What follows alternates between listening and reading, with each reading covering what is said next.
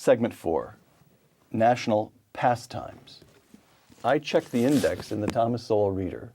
Ronald Reagan, whom you called the most successful president of the 20th century, appears on 5 pages. Babe Ruth appears on 7. Tell me about the dead ball controversy.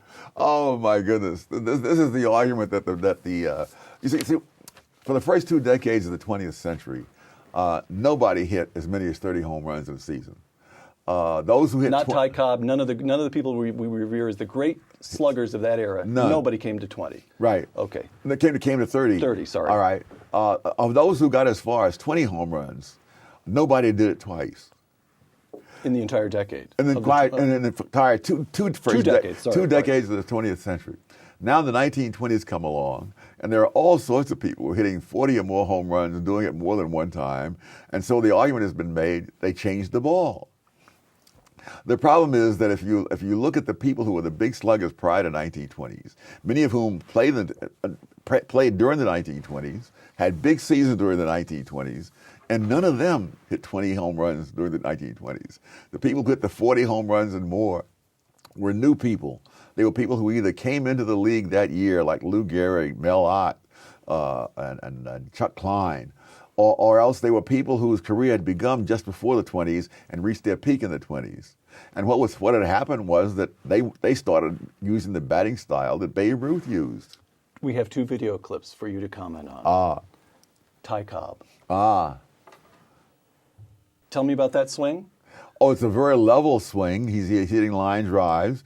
You were taught not to uppercut the ball because you fly out a lot. Okay, which brings us to clip number 2. Babe Here Ruth. we go, the Bambino. Yes. All right, tell me about that swing. He's hitting up. He grasps the bat down at the end of the bat, which gives him more leverage and less control. And some people have theorized that Babe Ruth got away with that because he started his career as a pitcher, and no one cared how pitchers batted. So they didn't correct him. It's a kind of risk-return, meaning it's a riskier way to swing. You have a little less control. Yes. But if you connect, if you have Babe Ruth's shoulders and you connect, so he invented. It's true, isn't it? Yes. It started with Babe Ruth. Oh, absolutely. He invented the an home entirely new technique. Yes. Were you a baseball fanatic before you were a Marxist? Do you have one? Yes. So we have one fanaticism that remains throughout your life. Oh, absolutely. All right. The Thomas Sowell Reader, as so often happens, you're writing now the dead ball controversy, where there was a strong preconception shared by many people. No alternative explanation was considered, much less tested empirically. Yes. Why are human beings, even baseball fans, such boneheads? Well, listen. Compared to people in politics, the baseball fans are geniuses. When you look at income data and compare it with baseball data follows a given person throughout a career. Income data follows blocks of people, and they're not the same people in these income brackets.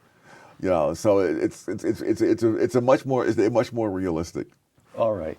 So all those millions of Americans who sense somehow that when they're watching a sporting event, they're watching some authentic slice of reality. Yes. They're right. Yes. All right. From the national pastime of baseball to the national pastime of politics and Republican presidential candidate Herman Cain. A few days ago, you and I happened to have a brief conversation about Mr. Cain, and I suggested that part of his appeal may well be that he has an authenticity as an African American. Mm-hmm. He was raised in Georgia. His dad was a janitor and a chauffeur. His mother was a cleaning lady. He goes to Morehouse, which is a historically black institution. He really partakes of the black experience in this country in a way that Barack Obama, who's raised substantially by his white mother and his quite well-to-do, I don't know, they're not rich people, but he's raised in well-to-do suburbs and gets a fancy education at Columbia and Harvard. And you said, don't count on it. Don't count on Herman Cain's authenticity cutting much ice. Because you were raised in a ghetto, you said, and nobody cut you too much slack over that. No. People believe what they want to believe, and they wanted to believe that Barack Obama represented the Black American experience, which he did not. I mean, how many Black Americans go to expensive private schools? prior to going to Columbia, never mind Columbia and the rest of it. But people believe what they want to believe, and they projected their own feelings onto Obama, who had such little track record in politics, that they could do that and believe all kinds of things that were wholly unlikely. But the Tea Party is racist. We know that, don't we? It's like so many things that have been repeated so often that they're regarded as well-known facts. And in this case, I'm afraid it was very cynically done. You may remember the story. You mean denigrating the Tea Party as racist? Oh, absolutely. These people who are now rallying behind Herman Cain. Well, but you see, the key thing was when there was these Congress people walking up Capitol Hill, right. and it was said that all kinds of racist things were said. Now, the media were on the scene with all their recording equipment. Nowadays, everybody and his brother has some kind of recording equipment. iPhone or whatever. That's right.